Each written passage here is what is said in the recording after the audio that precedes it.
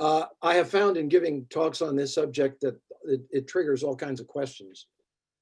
And I want to suggest the following. If you've got questions, and I hope you have many of them, I would prefer that you use the chat function initially so that I can get a sense, and I'll record for myself what those questions are and try to take up some of them toward the end.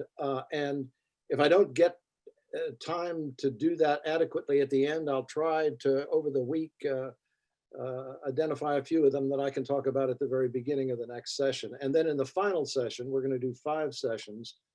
That 5th session will be devoted mainly to discussion. But during the 4 sessions prior to that, I've got a lot to say. So this is really a topic that I think is very interesting and complicated. And I'll do my best to summarize what I think are the main themes. The subject, as you know, is, excuse me, race and religion in American Presbyterian history. And I'm going to immediately shrink the topic. It's not just race in general, it's black-white, that part of the race story.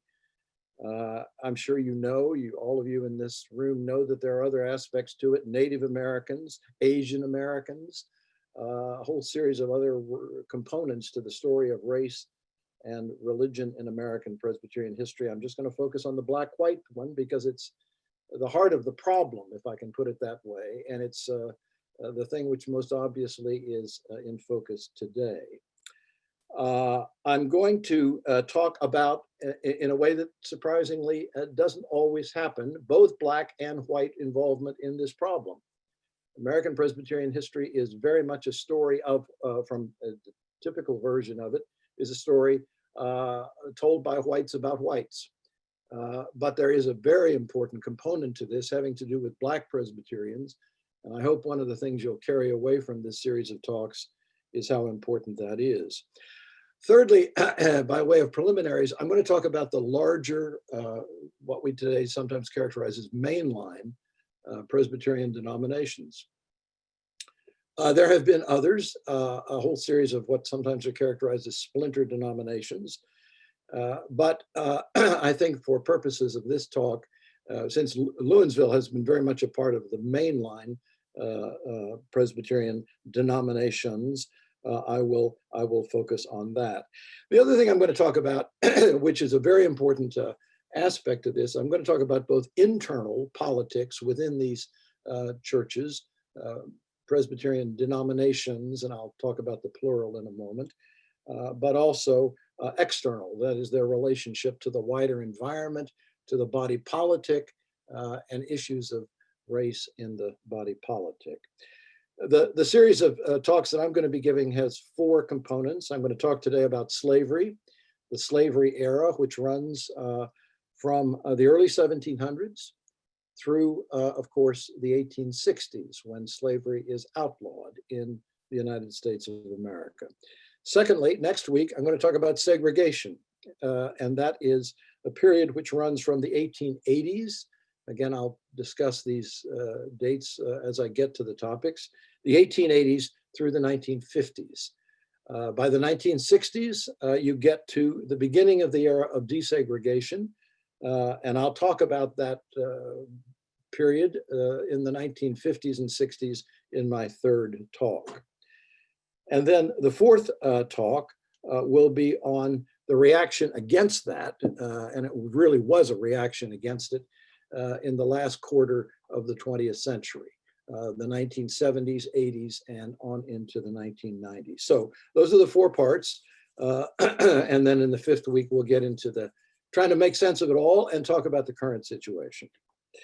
My premise in all of this is well stated by William Faulkner, who said famously, the thing about the past is that it's never really past. And that's exactly right. The thing about the past is that it's never really past. And I think that's true in the Presbyterian world generally. And I'm going to add, I think it is also true at Lewinsville for reasons that I'll get into. Before I get into the Presbyterian response to slavery in the era of slavery, I want to make some preliminary remarks about 2 topics. One is the origins of American Presbyterianism, I see some very familiar faces on this screen, so I know that some of you know what I'm about to say with regard to the origins of American Presbyterianism, because I've beat that horse to death in adult education at Lewinsville. But in the thought that maybe there's somebody who hasn't heard any of that, let me go over very briefly the story of the origins of American Presbyterianism. Secondly, I want to talk briefly about the institution of slavery. It's a broad topic, but I think a few things need to be mentioned in order to get the topic clearly in focus. And having done those preliminaries, I'm then going to spend time in the final section of my remarks talking about the Presbyterian response to it. And in talking about the Presbyterian response to it, which is complicated, very complicated. And it was complicated at Lewinsville at the time, at the era in which slavery was very much an issue in the life of the church. It's very complicated. I'll talk about both blacks and whites. There were no, to my knowledge, black formal members of Lewinsville, but certainly blacks were a presence at Lewinsville in the early days. So first, the story of American Presbyterianism. Secondly, some brief remarks about the institution of slavery. And then finally, the Presbyterian response. And for those of you who are anticipating sort of where this is going, I want to, toward the end of my remarks, contrast the Presbyterian treatment of this problem with the Quakers. I think you'll find that very interesting. The Quakers, who had a very different position in American society than the Presbyterians. Presbyterianism in America is a phenomenon of the 18th century. The first presbytery was formed in 1706. That presupposes, of course, the existence of Presbyterian congregations. And there is evidence of Presbyterian congregations all the way back to as early as, believe it or not, the 1650s. So for about 50 years, there were people who thought of themselves as Presbyterians and formed congregations. But the first presbytery, and for those of you who have thought about this for very long at all, you can't have Presbyterians without presbyteries. That's just part of the deal. Indeed, it's an essential part of the deal. The first presbytery was 1706, and very interestingly, the first synod, very quickly, was in 1716, and that meant that there were several presbyteries created within that decade of the development. And let me add that there was then the creation over between 1716 and the founding of the country in the 1770s and 80s, a proliferation of presbyteries and congregations. By the time of the founding of the Presbyterian Church formally as an independent national church in 1789, there were over 450 congregations. So there was you might say that's church growth. That's a steady development, and I'm about to say where that took place. They were building a structure, presbyteries, synods, eventually a general assembly. All of that was in place pretty much by the time of the founding of the nation as an independent nation. Where did it happen? Very important thing to know. It happened mainly in the middle colonies.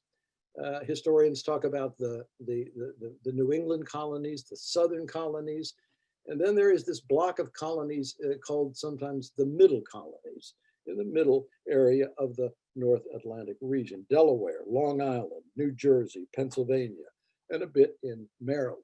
I hope a certain image is forming in your mind. That's where the seeds were sown, the foundations were laid for what later became, and this is a very important part of the story, something approaching a national church. A lot of American religion, let me just say parenthetically, is regional. Let me say that again. A lot of American religion is regional. Lutherans are, you know where, they're in a certain part of the country. Congregationalists are in a certain part of the country. Baptists are tended to be historically in a certain part of the country. One of the distinctive things about Presbyterians is that they tended from the start to have more reach across the colonies, across these different sections. It's a very interesting thing, and it plays into the slavery story, as you'll see. They started in the middle colonies. That's where the first churches were located. The first presbyteries and synods had names like Dover and Philadelphia and New York. Sort of that, the very names suggest where the church was primarily located. But then, I'm about to get into this, as there was a surge of Scots-Irish immigrants in the middle decades of the 18th century, they spread out. They went west toward Pennsylvania and Ohio, and eventually farther into what eventually became the Northwest Ordinance, the sort of upper Midwest, and also very much farther migrated south into Virginia, North Carolina, South Carolina, the upper part of the American South, and also into areas like Kentucky and Tennessee. It's important to note that the first Presbyterian who was a president of the United States came from Tennessee. And he has, I think he has a rather infamous history with regard to this particular topic, and that's, of course, Andrew Jackson. He was the first Presbyterian. You might say card-carrying Presbyterian who was in the White House. Well, he came from, of course, the outer reaches at the time of the West, and is reflective of the fact that Presbyterians were also in Tennessee and Kentucky and that area. So you have, another way to put this is to say Presbyterians spread out from that early location in the middle colonies out towards the Shenandoah Valley, in the area of the Shenandoah Valley. Another very important thing to note about them is that they came primarily from three ethnic groups. They came from, and the church became a kind of mingling of these three elements. Dissident Puritans, English Puritans from New England. If you were really too strongly Presbyterian, you were not comfortable in New England, even if you were a Puritan in good standing. They were made to feel uncomfortable, and so a lot of them migrated farther south. One of the key points was the area of Long Island. And that becomes a kind of source for American Presbyterianism. And by the way, some of the later theological divisions in the church have to do with the English-Scottish tension. A second group were Scots, native Scots. But by far the biggest group, and many historians now talk about this extensively, by far the biggest group in terms of numbers were the Scots-Irish, who in the middle decades of the 18th century came in droves. Tens of thousands of Scots-Irish came over here, initially small farmers, and they were the ones who spread west, spread south to create a kind of, in certain cities like Pittsburgh and Charlotte and so forth, a kind of Presbyterian culture. These people were overwhelmingly, and I'm going to make I hope a rather precise distinction. In the beginning, they were lower middle class and middle class. They were lower middle class and middle class. The ones who were not clergy, who were not educators, tended to be small farmers or small business people. But they were very enterprising and very, they had that sort of classic Protestant ethic: work hard, save your money, be sparing in your spending of money, invest your money. And they were enterprising oftentimes. If they got money, in the form of capital, they would create new farms, new businesses and so forth. And that meant that over time, they migrated into what can be characterized as the upper middle class. The upper middle class. When you go to the cities where historically Presbyterians concentrated, places like Philadelphia and Pittsburgh, typically you find in the middle of those cities a big Presbyterian church, or maybe 3 or 4 of them, almost Presbyterian cathedrals. Well, that reflects money. And where did that money come from? It came from upper middle class people. They were not, let me stress, they were not, never were, even in the American sense, an aristocracy. Moneyed wealth, that kind of thing. They were, insofar as they were upper crust, it was upper middle class. And of course, a very important part of the story, they had almost a fetish about education. They created schools, they created what eventually became universities, and they were devoted to creating an educated laity, and also, of course, an educated clergy, which rippled out into other aspects of life. In the struggle for national independence, another important part of this story, in the struggle for national independence, they were overwhelmingly, not entirely, but overwhelmingly on the side of independence. Many of you have heard me talk about before how the English came to look upon the Presbyterians as inherently an insurrectionary group on this side of the Atlantic. And there were good reasons for that. Their fear of an Anglican bishop and an established church, and various other things. And of course, that Scots-Irish, shall we say, distrust, that puts it gently, of the English. But they tended to be overwhelmingly on the side of independence, and that had the following consequence. When independence was won, they were in a very privileged position. They were very much in part of the elite, the part of the political elite.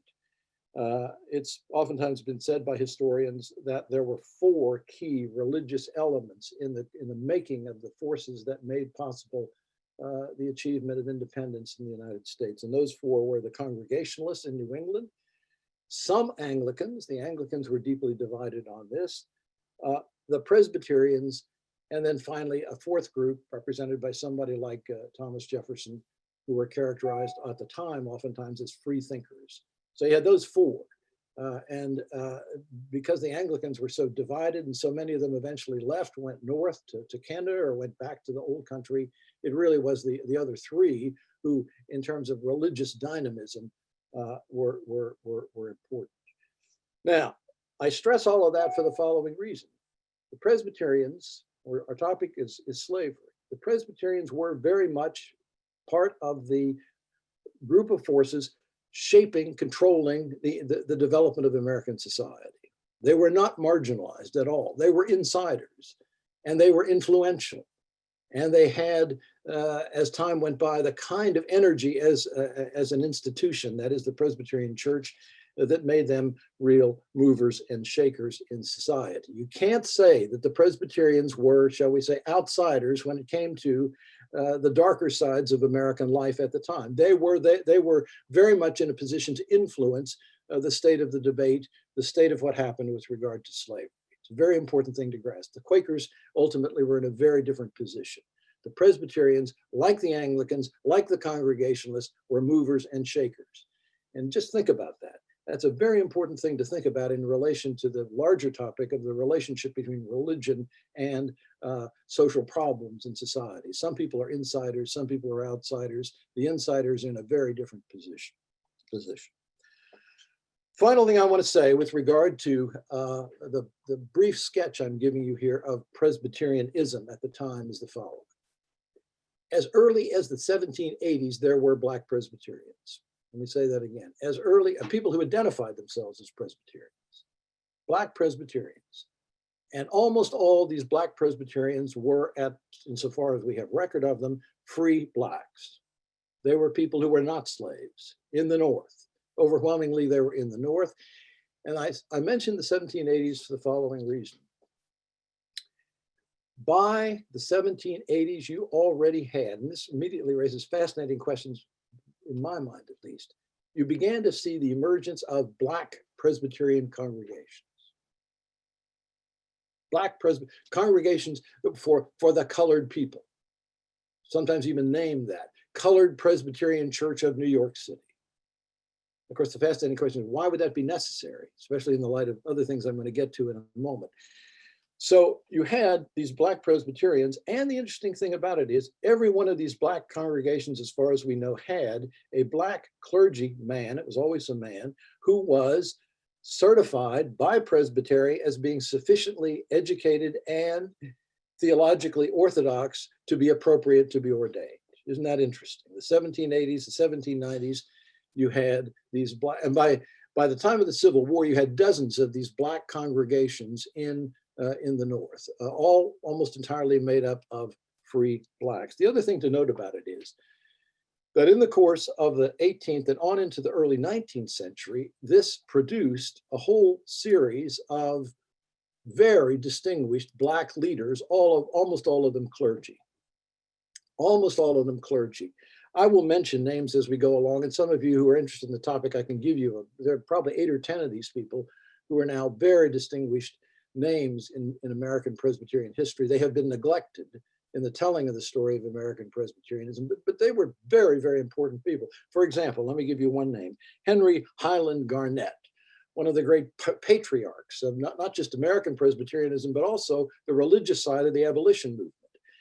Henry Highland Garnet, who was a pastor of several churches in New York, was a fierce abolitionist and eventually became the ambassador to Liberia. And he was asked to speak, just to sort of give you a sense of their standing, he was asked to speak, to address Congress at the time of the passage of the 13th Amendment.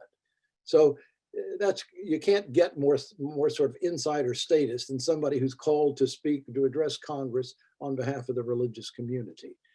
There were a number of these figures, big deals. And the fascinating thing about them to me is almost all of them were abolitionists. Almost all of them, almost all of the Black leaders in the American Presbyterian world were abolitionists.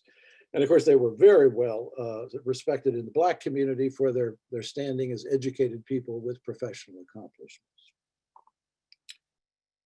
Enough about Presbyterians. Now, what about slavery?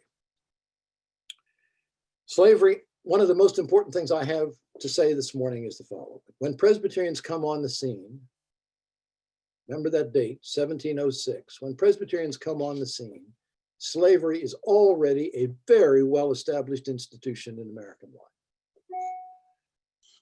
Whatever the debate about 1619 project of the New York Times, it has served one very good purpose.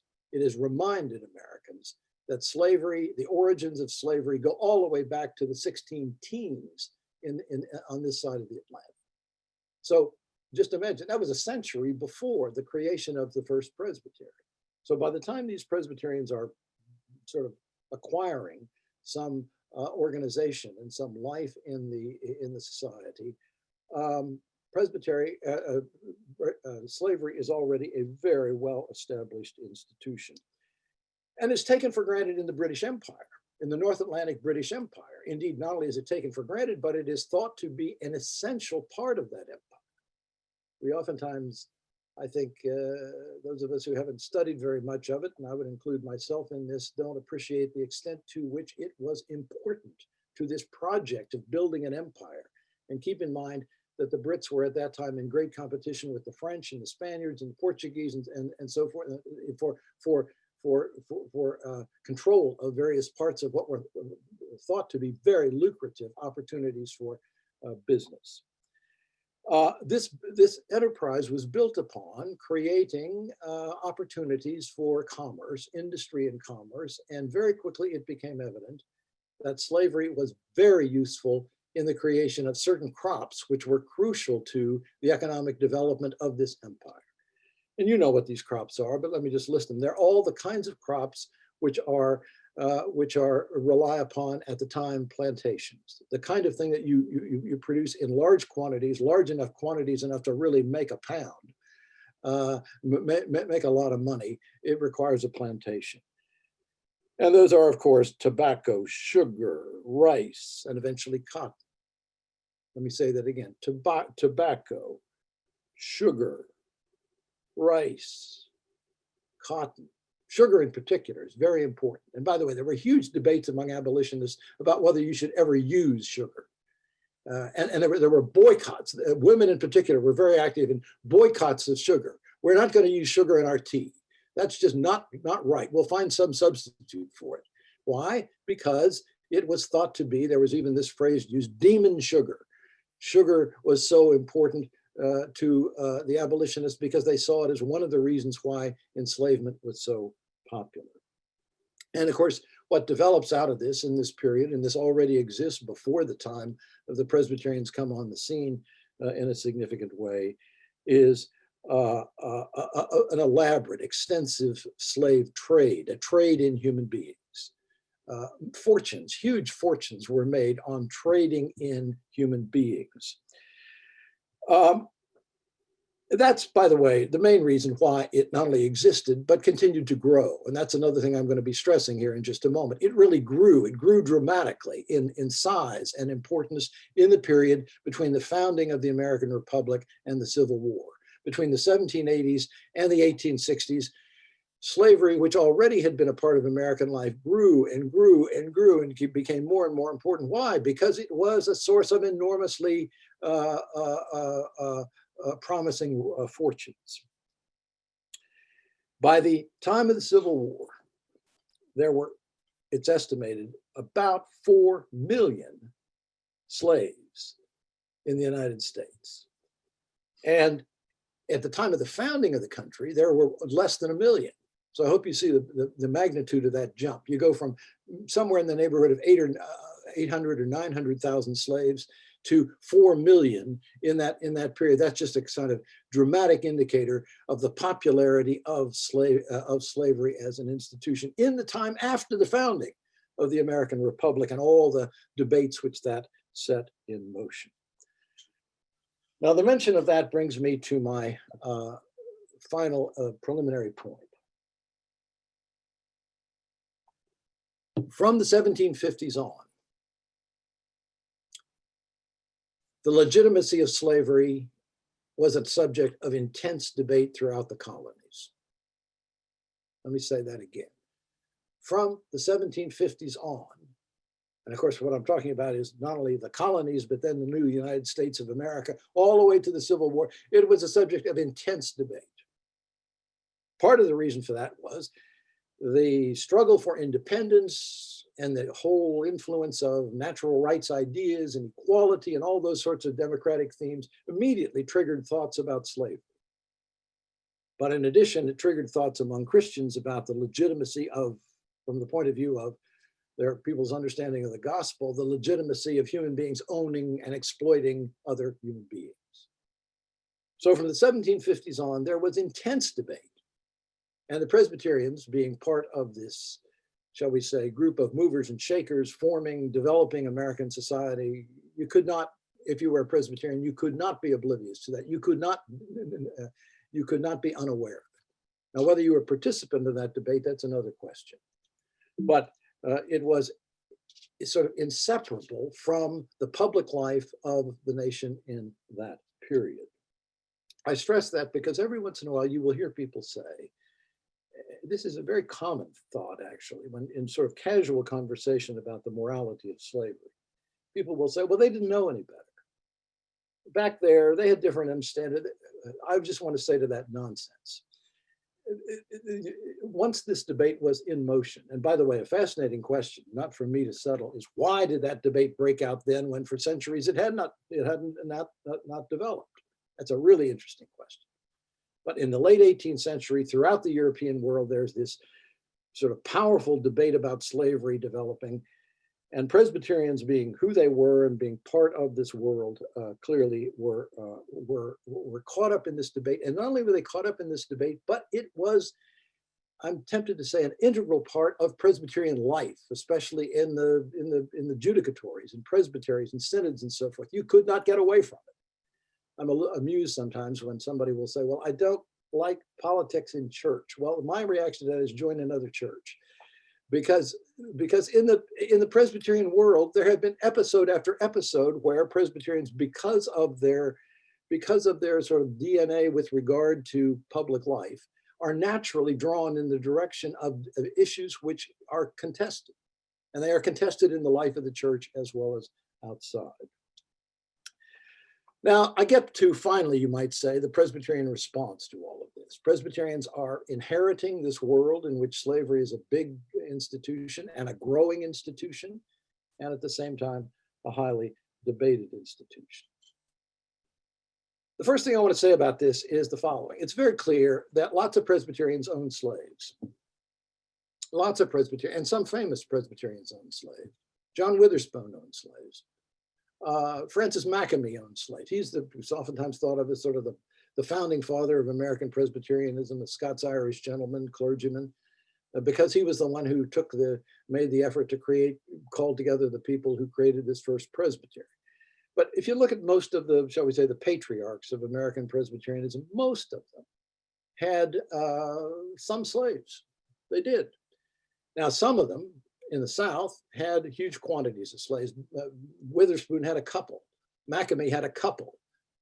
So it's not, I don't want to exaggerate this. On the other hand, it was not uncommon for Presbyterians, especially those who had any means and a social standing, to own slaves. Eventually, let me add, by 1850, it's estimated that in the South, Presbyterians owned somewhere in the neighborhood of 50,000 slaves. Now, 50,000 in relation to the larger number of slaves that existed is not a big number, but still 50,000 slaves around 1850. Let me back up. I emphasized in talking about the Presbyterians the great importance of the Scots-Irish. Very interesting tale to be told about the Scots-Irish in relation to slavery. Most of the Scots-Irish, as I said earlier, when they came over here, were people of very modest means. Indeed, one of the reasons they came was precisely to seek economic opportunity. For various reasons in Ireland, they had not done terribly well, they'd not prospered greatly. So they came over here with the promise in particular of land that they could use. And most of them became therefore small farmers. The base of American Presbyterianism in the 18th century was small farmers. Of course, there were others, but overwhelmingly there were small farmers in the places that I've already mapped out for you. But what happened, and I've already alluded to this, over time, because they were good at it, because they were industrious, is that they became something other than small farmers. They became prosperous farmers. And many of them, especially those who migrated south, many of them became plantation owners, or at least large farms that required, if they were going to be economically successful, a labor force, which if you believed at all in the institution of slavery, that problem was very conveniently addressed by the ownership of slaves. So you might say the Presbyterians were drawn in the direction of more affirmative ideas about slavery than at the beginning. And let me just add a final point on this. The Scots-Irish initially, it appears, when the issue was first raised as the immigrant population were coming in the middle decades of the 18th century, were inclined to be rather suspicious of the institution of slavery. That was something that was done by those rich people with those really big plantations. We're small farmers. They were even opposed to it on grounds that the slave population enhanced the wealth of their competitors who had larger farms. But just to now complete the cycle here, as they themselves prospered, some of them began to see the advantages of ownership of slaves. Having said all that, let me get now to the debate. Even though there was this clearly significant number, I can't give you a precise number, but a significant number of Presbyterians who owned slaves, there were, from at least the 1770s on, very hot debates that took place at virtually all levels of Presbyterian life. By the way, let me say parenthetically, thanks to Roland McElroy, I have this information and I'll talk about this more extensively later. It's very clear that when the Civil War came, Lewinsville split right down the middle with regard to and there were very sharp debates that took place at Lewinsville itself on the institution of slavery and more broadly, of course, the whole cause of secession versus staying in the Union. Introducing the debate that took place among Presbyterians, and here I'm talking about mainly denominational, but denominational debates are reflections of what goes on congregationally, kind of people who are sent from congregations to presbyteries and synods and eventually general assemblies. It's interesting to observe, I owe this next part of my remarks to the work of somebody who's really done a lot of work on tracing out what kind of conversations took place on the topic of slavery in Presbyterian circles in this period. He stresses the following. He says, even though there was fierce debate, there was agreement on certain key points. And these are not inconsequential points. And I want to briefly go through them with you. There are 4 key points on which there was much agreement. Number 1, Negroes are fully human beings. You might say, hello. Well, at the time, that was a subject of enormous debate. Exactly what are these things that we're buying and selling? Maybe they're animals, or maybe they're not quite fully human. Well, the Presbyterian assumption throughout this whole discussion I'm about to go into was, no, they are fully human. And by the way, the things I'm talking about here get to the heart of some of the larger Presbyterian struggles over slavery and related issues, racism, that we'll be developing in the weeks to come in this series. Secondly, not only are they fully human, but they have immortal souls, and those souls, we need to be concerned about ultimately the fate of those souls. They can be and should be understood as proper subjects, therefore, of evangelization. It is important. Again and again, people said, even people who were defenders of slavery, by the way, said it is important that we preach the gospel to them, that we convert them, and that they end up with an assurance that Christ is their personal savior. Especially in the time of the Great Awakening. There was a lot of, the Second Great Awakening, there was a lot of talk in that vein. So we have missionary projects set out to evangelize slaves. Thirdly, not only are they fully human beings with souls about whose destiny we need to be concerned, but they have faculties, human faculties, which are capable of performing the higher functions of human beings: reading, writing, thinking, learning serious subjects, intellectually serious subjects. That debate broke out about that among other places at Princeton Seminary when Black students began to apply for getting an education there. Well, are these people really capable of learning theology, of learning philosophy, of being able to read scripture in a serious way? And the answer consistently among Presbyterians was yes, yes, yes, yes. And I hope you see how that's right there, crucial kind of development. By the way, there was a great debate among slave owners in the South as the debate intensified about whether it was proper at all, just on pure political grounds, to educate slaves. This was a dangerous thing to do, and it was forbidden in some parts of the South. And finally, very important thing, which is part of a larger theme that I'll be developing.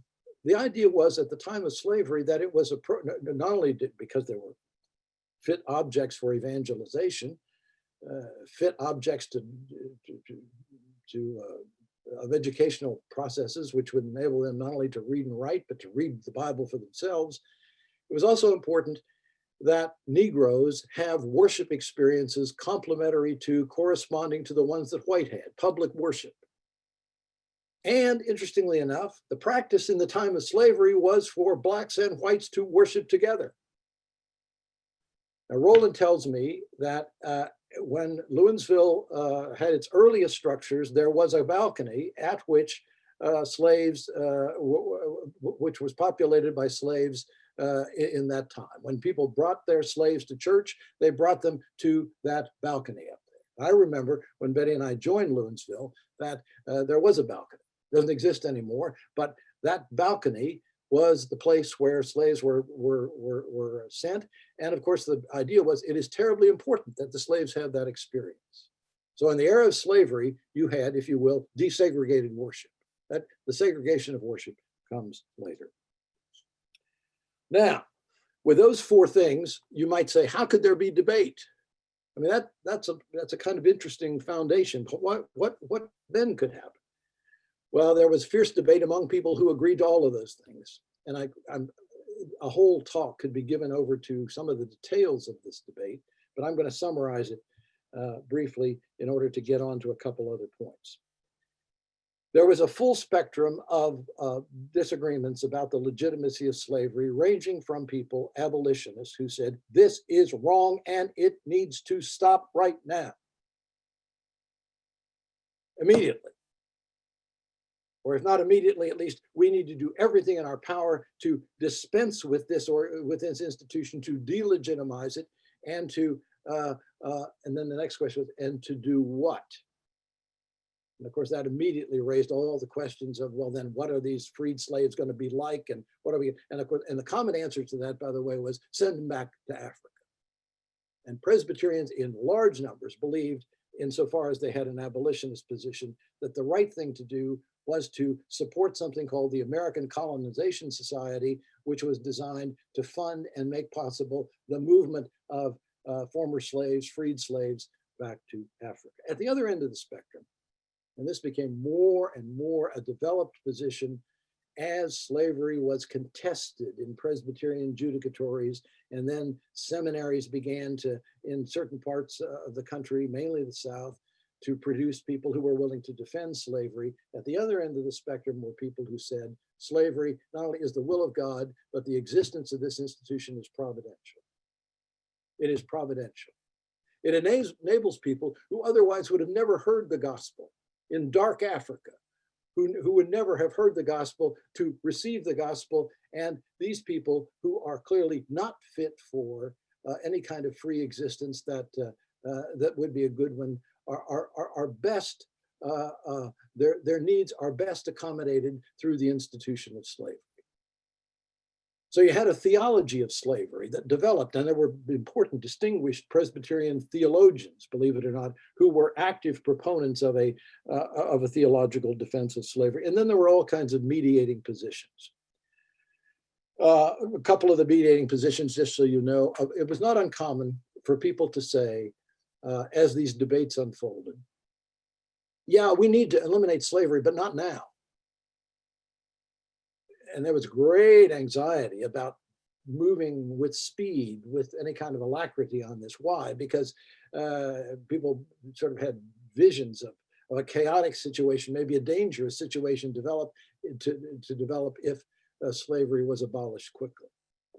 And so a very common position was, yes, in principle, we need to abolish slavery, but not quickly.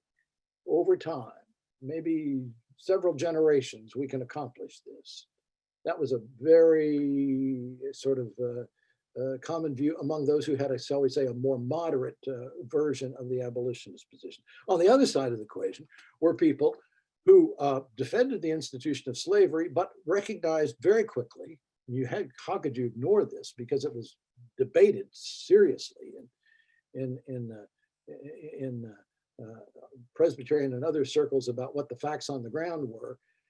They would say slavery can be a bad institution, but it can also be a humanizing institution, and we need to take the kind of steps necessary to treat slaves well. And there are actually societies formed for the purpose of promoting treating slaves well. So you had a spectrum of positions here. Most Presbyterians, as far as I can see, most Presbyterians were somewhere in the middle. There were Presbyterian abolitionists.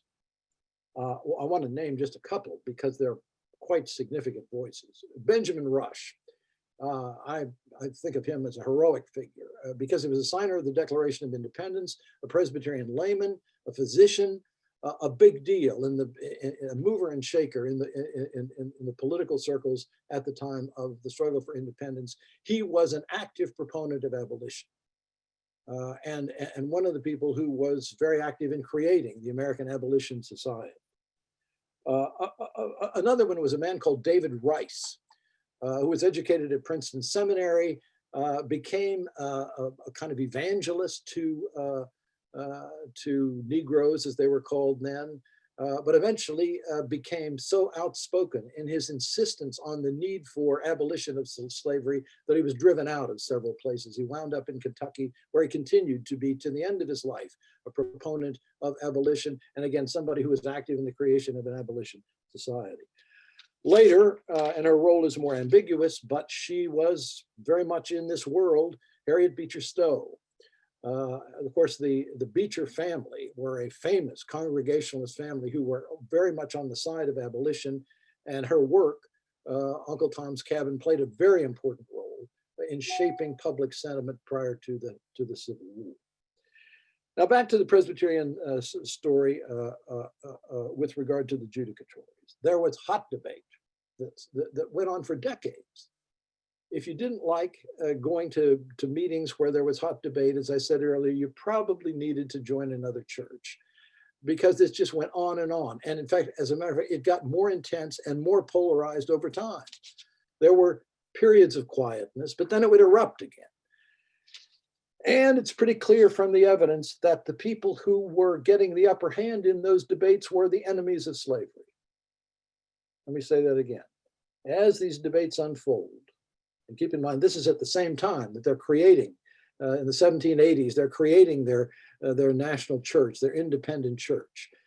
As that and then on into the next century, they are creating their church, they are building their church, and at the same time, they are, to some extent, at each other's throats. I don't want to be too dramatic here, but they were certainly deeply divided on some of the key questions. And it's very clear that the enemies of slavery, the opponents of slavery, got the upper hand. Now, why do I say that? Because in the 1780s, particularly in two places, the Synod of New York and the Synod of Philadelphia, they began passing pronouncements, declarations, which had the following character. Slavery is contrary to the will of God. It is contrary to the will of God, and it is something which we as a church need to do everything in our power to abolish. That's a synodical pronouncement. Just a general pronouncement. Now, the obvious question was, well, okay, but what if people don't do that? What if there's, just people maybe like General Assembly pronouncements today. General Assembly announced something, and then people just go on living their lives. So a couple of decades later, in 1817, the General Assembly adopted a very, very interesting, and I would say kind of turning point piece of ecclesiastical legislation. There was an action which said the following: not only that slavery is evil and contrary to the will of God and needs to be abolished, and Presbyterians need to do everything in their power to make that happen, that is to abolish it, but Presbyterians who refuse to take that position and to support that position should be disciplined. You see, you're beginning to put some teeth into this. Presbyterians who refuse to support this action need to be disciplined. And what would that mean? Well, they stipulated two things in particular. One, that Presbyterians who refuse to go along with this admonition to do everything in your power to eliminate slavery should be denied the opportunity to serve in any kind of ecclesiastical office, including the ordained ministry. Let me say that again. People who dissent from this, people who refuse to go along with it, should be denied access to ecclesiastical office. That means, of course, the ordained ministry, but it also means to serve as elders, to serve as ruling elders. We're not going to have any more ruling elders who own slaves. Now, there was quickly an acknowledgement that if one was a slave owner and was repentant for this sin and willing to take steps to what? Change the condition of that person with regard to slavery, then of course the discipline would not be invoked.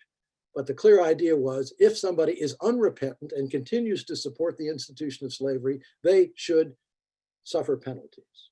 And that there was an even more dramatic one proposed, not adopted, which was, and they should be denied access to the Lord's table. It's called fencing the table. Now that's old-fashioned Presbyterian discipline. It used to apply to certain other things like committing adultery or whatever, but now it was applied to the institution of slavery. However, and this is why this is such a fascinating story, when people came to decide, well, how is this going to be enforced, the final sort of stipulation of this pronouncement of 1817, which was a compromise, was the following. There were dissenting voices, but ultimately the decision was, we'll leave the enforcement of this up to the presbyteries. Now, guess what that meant. The presbyteries, of course, were typically creatures of the regions in which they existed. And so in certain parts of the United States, it was enforced vigorously, and in certain parts, to put it mildly, it was not. Now, why did that happen? Because, and I kid you not, this is exactly the phrasing that was used. We do not want to go any farther in the enforcement of this, said the proponents of this compromise. We do not want to go any farther in the enforcement of this in order to preserve the peace and unity of the church. The peace and unity of the church. Now, I bring this up for the following reason. Needless to say, it's a perennial issue. Those of you who follow debates about this matter with regard to church life know exactly what I'm talking about. This is not an old issue, and this is not just an old issue, it's also a current issue. The Quakers had a quite different approach, and it's interesting to think that the Quakers did have a quite different approach, because the Quakers on this topic had the same struggle as the Presbyterians. There were Quakers who owned slaves. But over their history, which was about the same period as the Presbyterians, and frankly, in some cases, keep in mind where the Quakers were located, Pennsylvania, the middle colonies as well, the Quakers gradually migrated over time toward the following position. They were convinced in these Quaker meetings, and of course there's a kind of local structure to the Friends, which is different from Presbyterian polity, but in one, especially in the leading meetings, general meetings as they're called, there was a movement in the direction of a very strong abolitionist position. And eventually the Quakers took the following position: it's wrong and no Quaker should be involved in maintaining the institution of slavery. And they said, this is the big difference, that someone who is a Quaker and dissents from this and persists in support of the institution of slavery should be subject to discipline. Subject to what's the term here? In effect, the ecclesiastical version of disowning, to be disowned from the Quaker community. A kind of shunning went on. And therefore, people who in the period of the late 18th century and early 19th century, who had been Quakers, who persisted in especially owning slaves, were found themselves in the position of being increasingly uncomfortable and in that world, especially if they refused to acknowledge the sinfulness of slavery. And so increasingly, people who were Quakers who were of that view migrated away from the Friends towards especially the Anglican communion. So you might say, with regard to the issue of slavery, the Quakers on that issue, and by the way, there were other issues where they did the same thing. From many people's point of view, this is one of the things that's admirable about the Quakers, that they take strong, resolute positions which they seek to enforce in their own life. One of the claims made by Quakers in this period was, if we cannot come to agreement on this among ourselves, how can we possibly witness to the wider world? Now, the last thing I want to say about this with regard to the Presbyterians is the following. Even though the Presbyterians, especially in the 1817 action, took the position of, we have to have some room for compromise here in order to maintain the peace and unity of the church. Peace and unity was not to be had. Let me say that again. A lot of people wanted it, desperately wanted it. And there was all kinds of compromise as time went by, trying to, as much as possible, keep the family together. But the history of American Presbyterianism in the period running from 1817, this watershed moment, up to the time of the outbreak of the Civil War is the following. Increasing tendency towards schism, and there were several Presbyterian schisms in that period. That is, breakup of the large denomination into several smaller denominations. Some of them were eventually healed. People came back together, but there was schism. And even when the issue was not formally the issue of race or the attitude towards slavery, when it was some kind of theological issue, you might say underneath that issue or intertwined with that issue, often unspoken, was attitudes towards slavery. And historians now sort of focus on that again and again. Well, it's natural that these people who favored slavery would move in that direction, and people who were adamantly opposed to slavery would move in another direction. Ultimately, this led, to the big schism, which occurred in 1861. It's as important as anything that has happened in American Presbyterianism. And that is, the outbreak of the Civil War led to a schism right down the center of the church. Because with the emergence of the Confederate States, synods and presbyteries, which were in the Confederacy, tended to move in the direction of supporting the Confederacy, were outraged by any suggestion that they should do otherwise, and soon created the following institution, the Presbyterian Church in the Confederate States. Created in 1861, the Presbyterian Church in the Confederate States, which eventually became, after the Civil War, the Presbyterian Church in the United States. Same church, slightly different label because there were no longer Confederate states. So you had the emergence of a whole, not just denomination, but subculture called Southern Presbyterianism. If you have any doubts about the sort of power and significance of that, just talk to Scott Ramsey, who in his own life experience sort of was constantly exposed to that all the way along. And the important thing to note about it, and this will be my last word, is the following.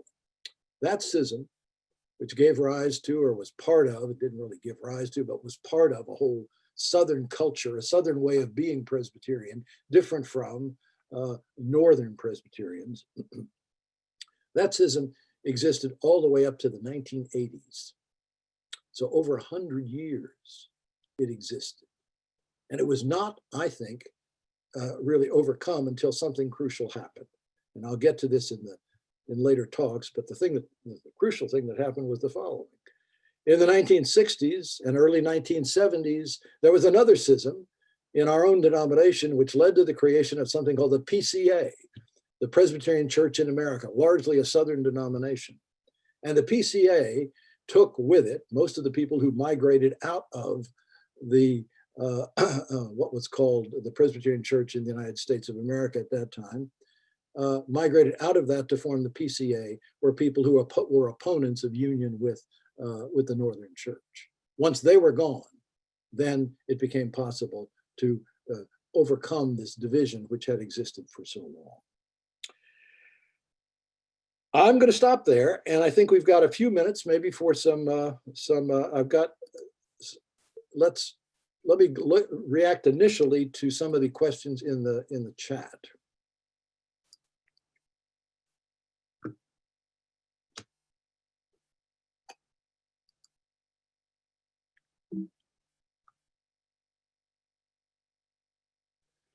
Oh, Patsy Duke says the following: slavery had always existed, especially as the spoils of war, but not as permanent and passed on to children. Slavery in America was a permanent condition from birth. That's true.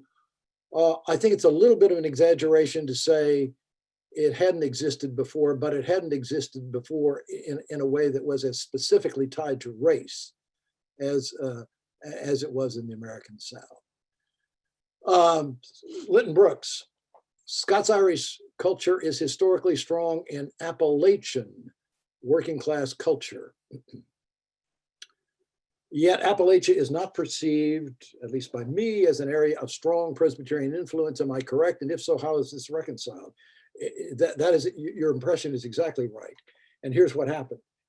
A lot of people in that region migrated during the Great Awakenings in particular, and on into the 20th century, 19th and 20th century, migrated from Presbyterianism to something else, something more evangelical, either Methodist or Baptist.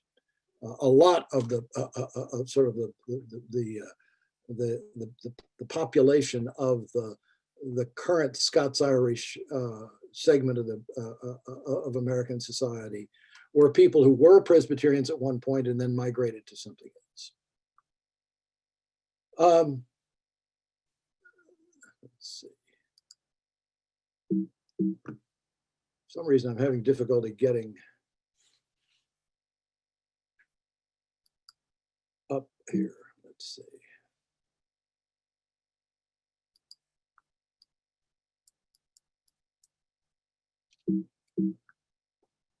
I'm having difficulty getting up to the top part of my chat. Here we go. Sarah Larson.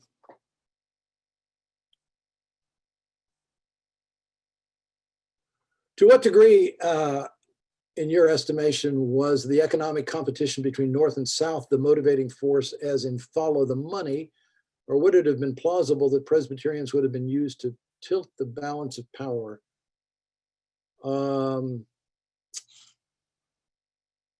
Well, let me say a couple of things about that. I think the common view was at the time of the founding among people who were sort of mild in their opposition to slavery, and I would include in that a figure like Thomas Jefferson. Their assumption was that slavery would cease to exist in not too long a time because it was not economically profitable. And what proved to be the case in the first part of the 20th century is that that turned out to be utterly wrong. That it became very profitable for a period. And my own view is that that is, above all, the reason why it became so strongly defended. There were lots of people in the debate in the 18th century who were convinced that this thing was going to fade away. It's going to fade away.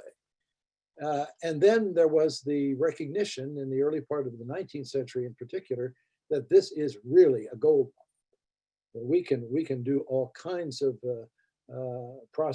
things to promote the prosperity of the nation through plantation agriculture if we use slaves, if we import slaves. I think that's a large part of the appeal of it. Now, I'm not an economic determinist in any strong sense, but I don't think that can be ignored in thinking about why it was that in that part of the country, above all, there develops a very strong desire to defend it and to, I won't say glamorize it, but to legitimize it.